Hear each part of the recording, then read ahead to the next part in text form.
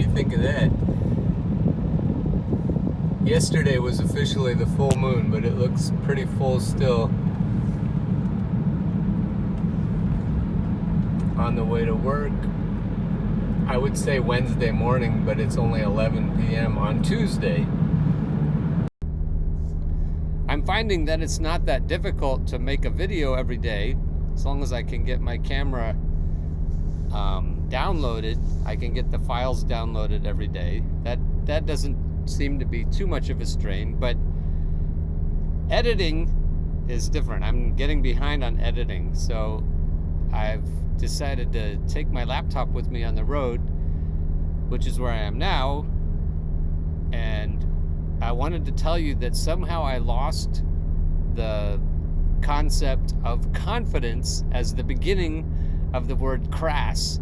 C for confidence, R for relaxed, A for assured, S for strong, and then another S for steady. So if you notice confidence went missing, that doesn't mean I don't have confidence or that you shouldn't. Keep on swimming. I was hoping you could hear my GPS say Saucon Valley Road. I think it's pronounced Saucon, probably not Saucon. It sounds like she's enjoying saying it too much. The other thing is, I wanted you to see the moon again. It feels like everything is in the moon's sway tonight. I don't know, I guess it's morning. In 1 mile, take the ramp on the right to Pennsylvania 309 North.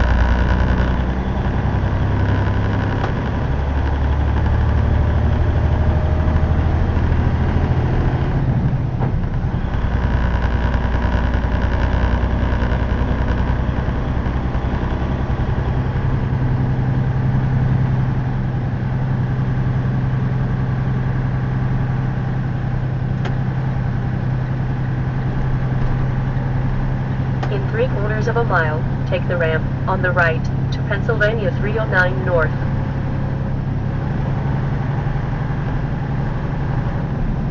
So that might be your best look at it for a while.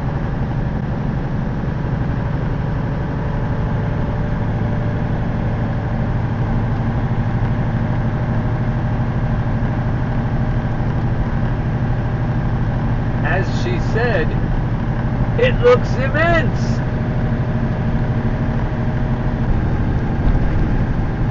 The normal way of doing things is when you don't have an acceptable emotion.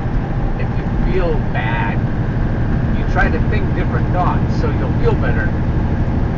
But if you think different thoughts first, it's kind of a trap. But if you just choose different emotions, very quickly you'll be thinking different thoughts. You can control your thoughts with your emotions, but it's very difficult to do it the other way around and control your emotions with your thoughts, which is what we normally try to do.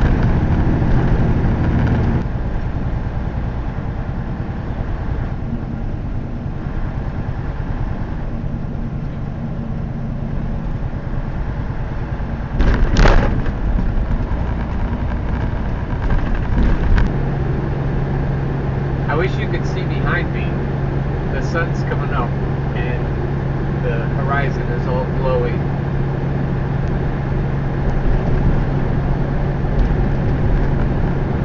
I wanted to say that when the usual response hits me, I have to learn a different response, because usually something happens, a circumstance or a thought, and then I want to change that circumstance or thought and then feel better.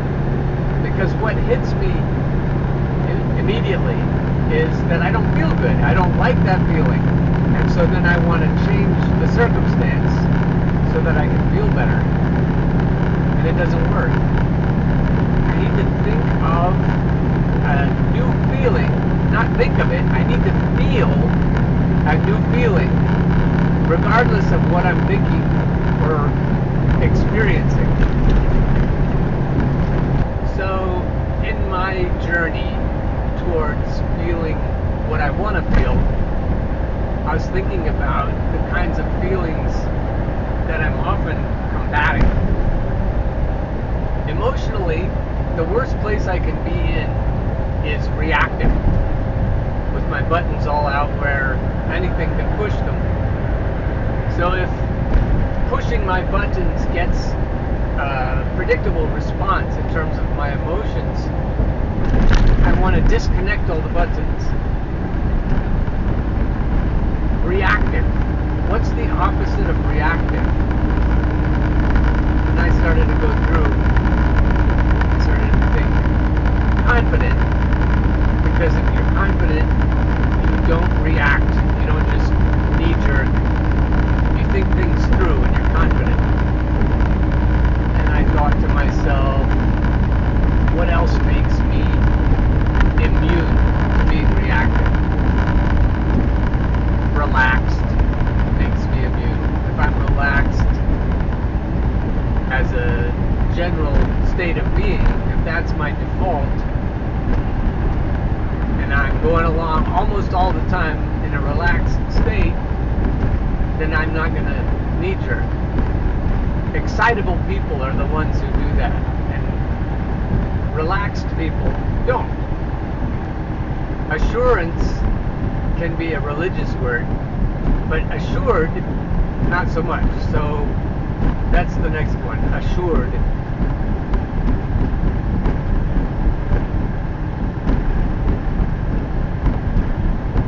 Then there were all kinds of S words. Steadfast, stalwart. I just picked strong and steady. But sexy, that's a good one. It all goes along with cocky and funny and self-assured and confident. All of those are not toxic necessarily. They don't have to be. And when you're in that place, you're non-reactive. I was thinking about my dad. I was thinking what that would have meant for me if I had had a confident, strong, reliable, powerful in a non-violent way.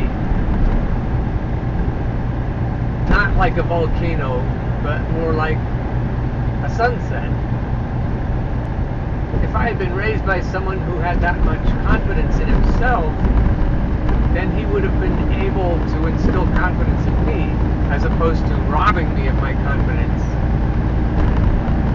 And now I can't help but think about the people in my life who would benefit so much from my being steadfast and steady and calm and strong and confident and relaxed and assured. It would make a big difference to them too. In my relationship with my girlfriend, I want her to have all the fun she can have, all the hot and exciting fun possible, and then I have fun too. It's way better than having a boring relationship, but at the same time, I won't inspire her to be her highest, best self if I get my feelings hurt all the time and am vulnerable and fragile. So if I'm confident and strong and assured and all that, then all of us, all the people that are connected to us, all the people that are in our families and friends and lovers and everything, all the people will be lifted, will be inspired. And that's a pretty good goal.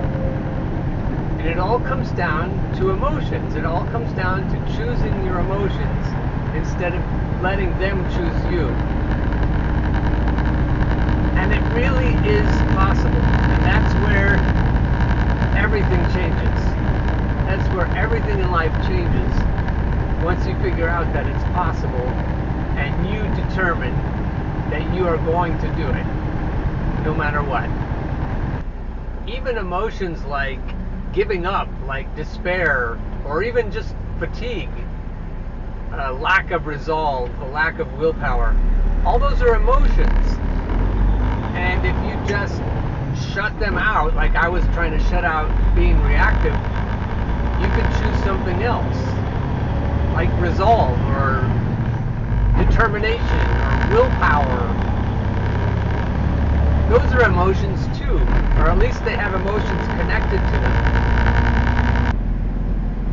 So if you're trying to lose weight, or give up smoking, or get out of a bad relationship, or anything that takes resolve, you could choose that as an emotion. Instead of, what did we pick for the R1? Relaxed. You could pick resolved. Either way, you're crass. C-R-A-S-S. And if you don't like that, you can just have assured, strong, and steady, and then you can be ass. Because sometimes you want to feel ebullient when circumstances are less so, but sometimes circumstances are wonderful, and for some reason you just still feel like shit, and you want to fix that. Either way, you can just feel the way you want to feel. It's a miracle. You never would have thought you could do it. Again, I'm always talking to myself here. You never would have thought you could do it, and then suddenly you realize, I have this superpower. I can do this. The main challenge that has confronted me in the last couple of years is that feeling of being apprehensive when there's no reason, or no obvious reason. Apprehensive, anxious, worried, and circumstances don't merit that. And even if they did, I wouldn't want to feel that way. It makes me smaller. It makes me easier to deal with. It brings me closer to the bite-sized, manageable pieces I've been talking about. And it makes me more toxic. I don't think I can be an authentic, helpful, good faith person if I'm always looking over my shoulder or always waiting for the other shoe to drop. So that's, for me, the biggest benefit is not feeling apprehensive no matter what. The people around me seem so happy when I'm like that, when I'm calm and confident. They just light up like lights. Even perfect strangers. I was just noticing when I was, the people that work here at Rutter's aren't strangers. You know, I recognize them, they recognize me. But they can tell what mood I'm in, and they're happier to see me when I'm not worried about anything. Because when one person worries, the other person begins to worry. That's just how we are. And they don't know why they're worried either. And worried is definitely not as good as bliss. So let's choose bliss. Let's crack jokes. Let's see the lighter side of things. Gallows humor. Because you can deal with anything if you have a sense of humor. You can deal with anything if you're not afraid. Another good opportunity for me of late to re-engineer my emotions is when I feel impatient. And like my mom, I feel impatient a lot of the time. Like her dad. And it's been possible, some notable times lately, where I have chosen not to roll my eyes, not to look around and scuffle my feet and feel like things are awful. I've chosen to see what else I can think about, focus on, and sometimes I pretend I'm on a picnic, but I don't even have to pretend. There's always something good to focus on if I stop focusing on how impatient I feel. So as a teacher or a truck driver, that's a really good superpower if you can choose something else besides impatience. I never thought of impatience as an emotion, but it is. Fatigue, I kind of alluded to that. Fatigue is something you can choose or not choose. I suppose you'll be tired when you've exerted yourself, but I don't think you have to feel tired. I think tired, fatigue, I think those are emotions that you can overrule. I don't know how extreme things would have to be before that wasn't the case, but give it a try. Just think how much easier music and sports will be now that we can just choose confidence. We can choose courage.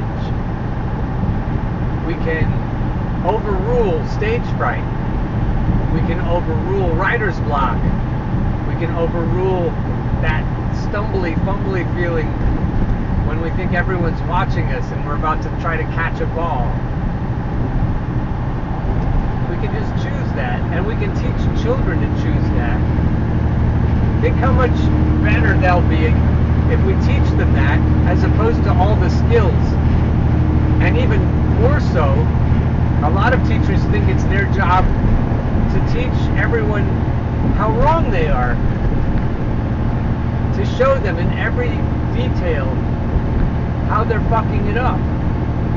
And then the implication is, why then they are a fuck up? Because they're fucking it up, they must be a fuck up. And that just seems to be so common in coaches. I just call it coach mode. But I see it in driver trainers too, and lots of other places, where a teacher or a mentor thinks it's their job to point out all the mistakes. But you can be immune to that sort of teacher, if you can just choose not to diminish yourself, even though they're trying to. And they may be unwittingly trying to, but they are, at some level, trying probably to make themselves feel more confident by making you feel less so. I wish I had known how to do that with all of the coaches and teachers I've had over the years. So the conclusion there is that instead of trying to feel better by being more competent, making fewer mistakes, you just choose to feel competent, confident, and then you'll perform better. But you won't even care if you perform better, which is why you'll perform better. Well, I have you. With regard to fatigue, I was saying you can choose when someone suggests, here, have this nice cheesecake. You can choose the cheesecake, or you can pass it by. And I think fatigue is like that. If you've been working hard, someone might say, well, you deserve to feel fatigue. You've been working hard. You should rest. Or at least